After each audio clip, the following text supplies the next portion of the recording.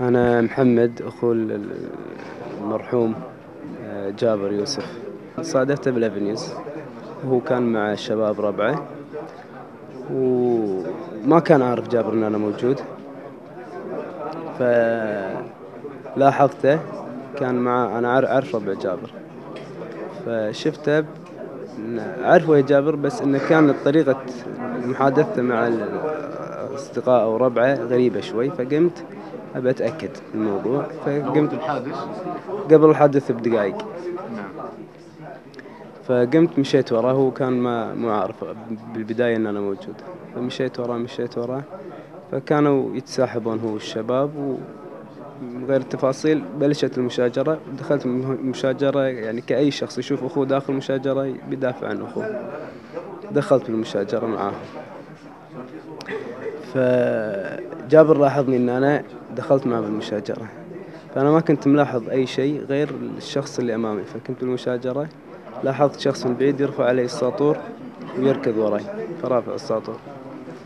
فوأنا قاعد أتحاشى الرجل هذا، لقيت نفسي في الأرض وأنا قاعد أنضرب والساطور فوقي. فقلت له لا، وإن ترجيت على أساس إن شفت الموت أمامي، الساطور فوقي. فوخر، يعني فجأة اختفى، وخر أو لمسني فيها ماني عارف، يعني ما بتكلم بالتفاصيل.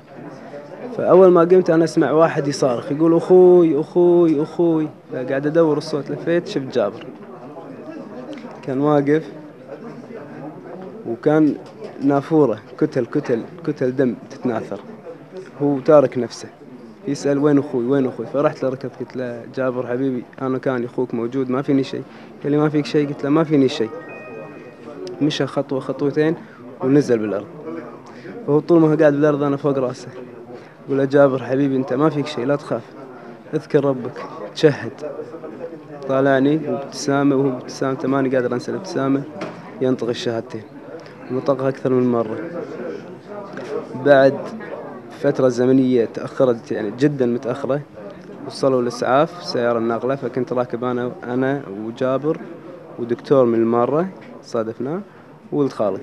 متى وصل الإسعاف بعد الحادث والله مباشرة؟ يعني أنا كنت في حالة هستيرية، فما أقدر أفصل لك بالوقت. ممكن الشباب اللي موجودين يقدرون يفيدون. تقريبا يعني أكثر من نص ساعة ممكن، نص ساعة. أكثر، يعني فترة خيالية. نعم.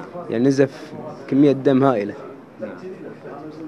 ففي السيارة الصغيرة نقلناه على أساس نودي الإسعاف الزحمة. فكنا أنا والخال الموجودين، ركبنا معه بالإسعاف، فأنا قاعد جنبه.